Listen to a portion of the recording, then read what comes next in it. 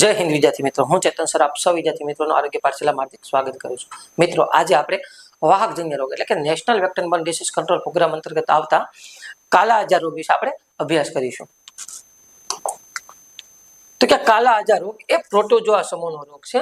એટલે કે કાલા આજાર એ પ્રોટોજોઆ દ્વારા થતો રોગ છે, જે જીનિયસ લેશમિનિયાસિસ નામના પરજીવીના કારણે થાય છે. તેમજ માણસમાં છે માદા ફ્લેબેટોમસ સેન્ડ ફ્લાય એટલે કે મરુમક્ખીના કરડવાથી તે પ્રસારિત થાય છે. એટલે કે આ કાલા આજાર જે રોગ છે તે પ્રોટોજોઆ દ્વારા થતો રોગ છે અને એ પ્રોટોજોઆનું નામ છે જીનિયસ લેશમિનિયાસિસ અને માણસમાં તેનો શેપ માદા ફ્લેબેટોમસ સેન્ડ ફ્લાય એટલે કે મરુમક્ખી કરડવાથી થાય છે.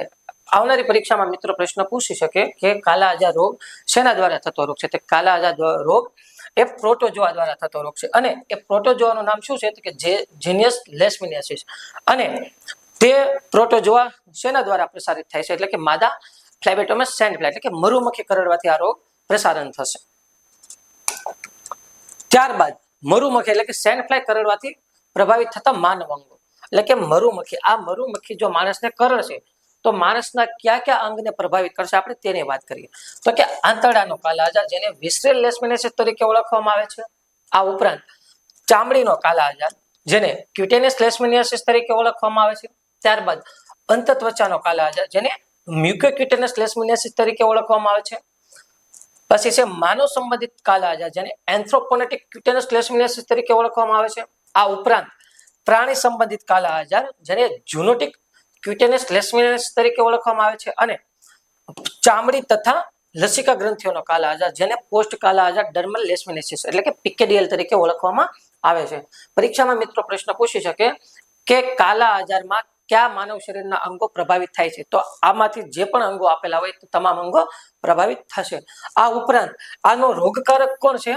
તો કે લેશમિનિયાસિસ ડોનોવાલી જે એલ ડોનોવાલી છે એ કાલા આજારનો રોગકારક છે. અને રોગની ઉદ્ભવન અવધિની વાત કરીએ મિત્રો તો કે રોગની ઉદ્ભવન અવધિ 1 થી 4 મહિના અને સરેરાશ 10 દિવસથી 2 વર્ષ. જો પરીક્ષાની અંદર પ્રશ્ન પૂછે કે કાલા આજાર રોગની ઉદ્ભવન અવધિ જણાવો તો 1 થી 4 મહિના અને દિવસનું પૂછે દિવસથી વર્ષ તો સરેરાશ 10 દિવસથી 2 વર્ષ સુધી આનો જે ઉદ્ભવન અવધિ છે તે આવશે. ત્યારબાદ ભારતમાં સમસ્યાનું વિવરણ જોઈએ મિત્રો તો કે ક્યુટેનિયસ લેશમિનિયાસિસ રોગ ભારતના સૂકા પ્રદેશો તેમજ ગુજરાતના કચ્છ, સમગ્ર ગુજરાત અને અમૃતસરના મેદાની વિસ્તારોમાં જોવા મળે છે. આ ઉપરાંત કાલા આજાર એ ગંગા અને બ્રહ્મપુત્રા નદીના નીચેના પ્રદેશો જેવા કે આસામ, બંગાળ, બિહાર છે, પૂર્વી ઉત્તર પ્રદેશ છે અને સિક્કિમ છે. ત્યારબાદ થોડા ઘણા અંશે તામિલનાડુ અને ઓરિસ્સાની અંદર પણ જોવા મળે છે. ત્યારબાદ આ ચેપના આશ્રય સ્થળની વાત કરીએ એટલે કે કાલા આજારનો ચેપ કોના દ્વારા ફેલાવે છે એટલે કે એનો આશ્રય સ્થાન કોણ છે તેની આપણે વાત કરીએ તો કે પ્રાણીઓમાં કાલા આજાર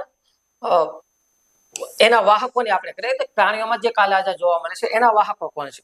તો એની અંદર આવશે કૂતરા આવશે, શિયાળ આવશે, ઉંદર આવશે, અન્ય સ્તનધર પ્રાણીઓ આવશે અને લોમડીનો સમાવેશ થશે જે પ્રાણીઓમાં કાલા આજારનો વાહક તરીકે એટલે કે કાલા આજારનો ચેપ ફેલાવશે. પરંતુ ભારતમાં માણસ એકમાત્ર આશ્રયદાતા છે એટલે કે ભારતની અંદર જે કાલા આજાર છે તે નોન ઝૂનોટિક ગણવામાં આવે છે એટલે કે ભારતીય કાલા આજારને નોન ઝૂનોટિક ગણવામાં આવે છે. તે પ્રાણીઓથી મનુષ્યમાં નથી ફેલાતો. મનુષ્યથી જે માદા સેન્ડ ફ્લાય માખી છે એ કરડવાથી બીજા વ્યક્તિને રોગ પ્રસારણ થશે. ત્યારબાદ પરપોષી સંબંધિત પરિબળોની વાત કરીએ તો કે ઉંમર, કોઈ પણ ઉંમરની વ્યક્તિને કાલા આજાર રોગ થઈ શકે છે. એવું નથી કે નાના બાળકો કે યુવાન વય કે વૃદ્ધોને, તમામ લોકોને શું થશે? કાલા આજાર થઈ શકશે. આ ઉપરાંત જાતિની વાત કરીએ તો કે સ્ત્રીઓ કરતા પુરુષોમાં બમણો ભોગ બને છે એટલે કે એક સ્ત્રીને જો કાલા આજાર થશે તો એની સામે 2 પુરુષોનો કાલા આજાર થશે એટલે કે પુરુષોમાં રોગનું પ્રમાણ બમણું છે. આ ઉપરાંત સામાજિક આર્થિક સ્થિતિની વાત કરીએ તો ગરીબોમાં વધારે પ્રમાણમાં જોવા મળે છે એટલે કે કાલા આજારનું પ્રમાણ ગરીબોમાં વધારે પ્રમાણમાં જોવા મળે છે. ધંધાની વાત કરીએ તો કે ખેતી સાથે જોડાયેલા વ્યવસાયો, જંગલમાં વસવાટ કરતા લોકો, ખાણ અને માછીમારના ધંધામાં જોડાયેલામાં સેન્ડ ફ્લાય એટલે કે મરુમક્ખી કરડવાથી આ રોગ થવાનો ભય વધારે રહે છે. જો પરીક્ષામાં મિત્રો પ્રશ્ન પૂછે કે કાલા આજાર રોગનો ફેલાવો અથવા કે કાલા આજાર કયા વ્યવસાય કરતા લોકોમાં વધારે જોવા મળે છે, તો કે ખેતીવાડી સાથે જોડાયેલા લોકોમાં, આ ઉપરાંત જંગલમાં જે વસવાટ કરતા હોય એ લોકોમાં, ખાણ અને માછીમારીના જે ધંધા કરતા હોય છે તેવા લોકોમાં કાલા આજારનો ફેલાવો વધારે જોવા મળે છે. ત્યારબાદ પ્રતિરોધકતાની વાત કરીએ તો કે કાલા આજાર પછી સાજા થનાર વ્યક્તિમાં લાંબા ગાળાની રોગ પ્રતિરોધક પેદા થાય છે. એટલે કે કોઈ વ્યક્તિને કાલા આજાર થયો છે તો ફરીવાર એને કાલા આજાર નહીં થાય, એટલે કે એનામાં એ રોગ પ્રતિકારક શક્તિ ડેવલપ થઈ જશે. બરાબર. ત્યારબાદ પર્યાવરણીય પરિબળોની વાત કરીએ આપણે. ઊંચાઈ, તો કે સપાટ મેદાનમાં વસનારનો વધારે ભોગ બને છે. એટલે કે આપણે જે વાત કરીએ ને કે સૂકા પ્રદેશોમાં અને ગંગા અને બ્રહ્મપુત્રના જે પ્રદેશો છે તેવા વિસ્તારોની અંદર શું થશે કે સપાટ વિસ્તારમાં આ રોગનું પ્રમાણ વધારે જોવા મળશે. આ ઉપરાંત મોસમની વાત કરીએ તો કે વર્ષા ઋતુ પહેલા અને ત્યારબાદ આ રોગ વધારે ફેલાય છે. એટલે કે ચોમાસાની શરૂઆત પહેલા અને ચોમાસું પૂરું થયા બાદ આ રોગનું પ્રમાણ વધારે જોવા મળશે. ગ્રામીણ ક્ષેત્રની વાત કરીએ તો કે એવા વિસ્તારો જેમાં સેન્ડ ફ્લાય ની પ્રજનન સ્થિતિ આપોઆપ ઉપલબ્ધ હોય છે. કારણ શું મિત્રો કે ગામડાની અંદર શું હોય છે કે ભીની માટી વાળી જમીન હોય છે. આ ઉપરાંત ખેતીવાડી સાથે સંકળાયેલા લોકો હોય છે. આ ઉપરાંત ત્યાં કાચા મકાનનું પ્રમાણ વધારે જોવા મળતું હોય છે. તો એના કારણે શું થતું હોય છે કે ત્યાં આવી માખીનો ઉછેર વધારે થતો હોય છે. ત્યારબાદ રોગ વાહકની વાત કરીએ તો કે ભારતમાં પી આર્જેન્ટિપસ એ કાલા આજારનો પ્રામાણિક વાહક છે. પરીક્ષામાં મિત્રો પ્રશ્ન પૂછી શકે કે ભારતની અંદર કાલા આજારનો મુખ્ય વાહક કોણ છે, તો કે પી આર્જેન્ટિપસ. અને સેન્ડ ફ્લાય માખી જે માટી છે તેમજ મકાનોની તિરાડો, જમીનની ફાટમાં, વૃક્ષોની ચાલમાં તેમજ ગુફાઓમાં પ્રજનન કરે છે. અને ભીડભાડ, અપર્યાપ્ત હવા ઉજાસ, વાતાવરણમાં પડેલ કૂડો કચરો વગેરે આ રોગના ચેપના ફેલાવા માટે સહાયક છે. તેમજ આ મધુમક્ખી રાત્રે જ બહાર આવે છે અને રાત્રે જ કરડે છે. આપણે વાત કરીએ તો કે આ સેન્ડ ફ્લાય છે એ કેવા જગ્યાએ પોતાનું પ્રજનન કરશે અથવા એમની ઉત્પત્તિ કેવી જગ્યાએ વધારશે, તો જે માટી હશે તેમજ મકાનોની તિરાડ, જે આપણે ગામડાની અંદર કાચા મકાનો જોવા મળે છે, આ મકાનોની તિરાડોમાં આ માખી રહેવાનું પસંદ કરતી હોય છે. આ ઉપરાંત જમીનની ફાટમાં, એટલે કે જે તિરાડ વાળી જમીન હોય તો એવી તિરાડ વાળી જમીનની અંદર શું કરશે કે આ માખી રહેવાનું પસંદ કરશે. તેમજ વૃક્ષોની સાલમાં, એટલે કે મોટા જે વૃક્ષો હોય એની ચાલ હોય એની અંદર પણ આ માખી રહેવાનું પસંદ કરશે. તેમજ ગુફાઓમાં પ્રજનન કરશે. અને ભીડભાડ, અપર્યાપ્ત હવા ઉજાસ વાળા વાતાવરણમાં અને કૂડો કચરો જ્યાં પડ્યો હોય ત્યાં શું થશે કે આ ચેપના ફેલાવાનું પ્રમાણ વધારે જોવા મળશે. પ્રસારણ માધ્યમની વાત કરીએ તો કે શેના દ્વારા ફેલાય છે, તો કે ફ્લેબેટોમાઇન સેન્ડ ફ્લાય દ્વારા. આપ સૌ વિદ્યાર્થી મિત્રોને ખબર છે કે કાલા આજાર સેન્ડ ફ્લાય એટલે કે મધુમક્ખી દ્વારા પ્રસારણ થાય છે. તો પી આર્જેન્ટિપસના કરડવાથી ભારતમાં કાલા આજાર મનુષ્યથી મનુષ્યને ચેપ લગાડે છે. એટલે કે ભારતની અંદર કયા પ્રકારનો કાલા આજાર જવાબદાર છે, તો કે પી આર્જેન્ટિપસ.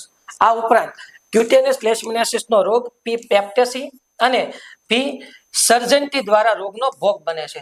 બીજો પ્રશ્ન પૂછી શકે મિત્રો કે ક્યુટેનિયસ લેશમિનિયાસિસ માટે જવાબદાર પ્રજીવ કોણ છે, તો આવશે પી પેપ્ટેસી અને પી સર્જન્ટી નામના જે પ્રજીવ છે એના દ્વારા રોગ જે આપણે આ ક્યુટેનિયસ લેશમિનિયાસિસ છે તે વધારે પ્રમાણમાં જોવા મળશે. આ ઉપરાંત સંક્રમિત રક્ત ભોજનથી સેન્ડ ફ્લાય મધુમક્ખી 6 થી 9 દિવસમાં ચેપી બની જાય છે. એટલે કે કોઈ વ્યક્તિને કાલા આજાર છે તો એવી વ્યક્તિને જ્યારે આ માદા ફ્લેબેટોમસ સેન્ડ ફ્લાય એટલે કે મધુમક્ખી કરડશે ત્યારે શું કરશે તો કે 6 થી 9 દિવસની અંદર એ ચેપી બનશે. અને આ સમય દરમિયાન રોગાણુના વાહક પરજીવીનો વિકાસ પામશે. એટલે કે આ 6 થી 9 દિવસની અંદર શું થશે તો કે મધુમક્ખીની અંદર આ પ્રજીવ વિકાસ પામશે. અને રક્તદાન કે બ્લડ ટ્રાન્સફ્યુઝન દ્વારા કાલા આજાર થાય છે. એટલે કે એનો મતલબ એવો છે કે કોઈ ચેપી વ્યક્તિ છે જેમને કાલા આજાર થયેલો છે તો આવી વ્યક્તિનું બ્લડ જ્યારે અન્ય વ્યક્તિને ચડાવવામાં આવશે તો તે વ્યક્તિને પણ કાલા આજાર થશે. ઉદ્ભવ અવધિને આપણે આગળ વાત કરીએ 1 થી 4 મહિના અને સરેરાશ 10 દિવસથી 2 વર્ષ સુધી આ રોગની ઉદ્ભવ અવધિ આવશે. ત્યારબાદ હવે કોઈ વ્યક્તિને કાલા આજાર થયો છે તો એનામાં કયા પ્રકારના ચિહ્નો અને લક્ષણો જોવા મળશે આપણે તેની વાત કરીએ. તો કાલા આજારની વાત કરીએ તો કે આ રોગના મુખ્ય લક્ષણોમાં તાવ આવવું, એનિમિયા થવો એટલે કે પાંડુ રોગ થવો, વજન ઘટવું, બરોળ વધવી, યકૃતનું કદ વધવું, લસિકા ગ્રંથિમાં સોજો આવવો, મોઢું, હાથ પગ તથા પેટની ચામડી કાળી થવા લાગે છે. એટલે કે જો કોઈ વ્યક્તિને કાલા આજાર થયો હશે તો તેના અંદર તાવ આવશે, એને ત્યારબાદ પાંડુ રોગ થશે, વજન ઘટશે, આ ઉપરાંત યકૃત અને બરોળનું કદ વધશે, લસિકા ગ્રંથિમાં સોજો આવશે અને હાથ પગ તથા પેટની ચામડી કાળી થશે. પરીક્ષામાં મિત્રો પ્રશ્ન પૂછી શકે કે કયા રોગની અંદર હાથ પગ તથા પેટની ચામડી કાળી જોવા મળે છે? તો કયું આવશે? કાલા આજાર રોગની અંદર ચામડી કાળી થવા માંડશે. જો કાલા આજારનો ઉપચાર ન કરવામાં આવે તો દર્દીનું મૃત્યુ પણ થઈ શકે છે. એટલે કે જો કોઈ વ્યક્તિને કાલા આજાર થયો અને એમની યોગ્ય સારવાર નહીં કરવામાં આવે તો શું થશે? તો કે દર્દી મૃત્યુ પણ પામી શકશે. ત્યારબાદનું છે PKDL એટલે કે પોસ્ટ કાલા આજાર ડર્મલ લેશમિનિયાસિસ, જેનો વાહક છે એલ ડોનોવાલી. આ મિત્રો અવારનવાર પરીક્ષામાં પ્રશ્ન પૂછાઈ ગયેલો છે કે પોસ્ટ કાલા આજાર ડર્મલ લેશમિનિયાસિસ નો વાહક કોણ છે? તો કે એલ ડોનોવાલી, જે ભારતમાં સૌથી સામાન્ય છે. જેમાં ચામડી, ઘાવ તથા ફોડામાં ઘણી બધી લસિકા ગ્રંથિઓનો સોજો ચામડીમાં જોવા મળે છે. એટલે કે ચામડીની અંદર ઘાવ અને ફોડા તથા લસિકા ગ્રંથિમાં સોજો જોવા મળે છે. આ ઉપરાંત ક્યુટેનિયસ લેશમિનિયાસિસ ની વાત કરીએ, આ રોગને ઘણીવાર કુષ્ઠ રોગ એટલે કે લેપ્રસી રોગ સમજી લેવામાં આવે છે, પરંતુ કાલા આજાર ત્વચા સુધી જ સીમિત છે. રોગીના શરીરમાં સેન્ટ ફ્લાય કરડવાથી કેટલાક ઘાવ અને ફોડા થઈ જાય છે, જેમાં દુખાવો થાય છે. પરીક્ષામાં મિત્રો પ્રશ્ન પૂછી શકે કે કયા પ્રકારના કાલા આજારને કુષ્ઠ રોગ સમજી લેવામાં આવે છે? તો કયો આવશે?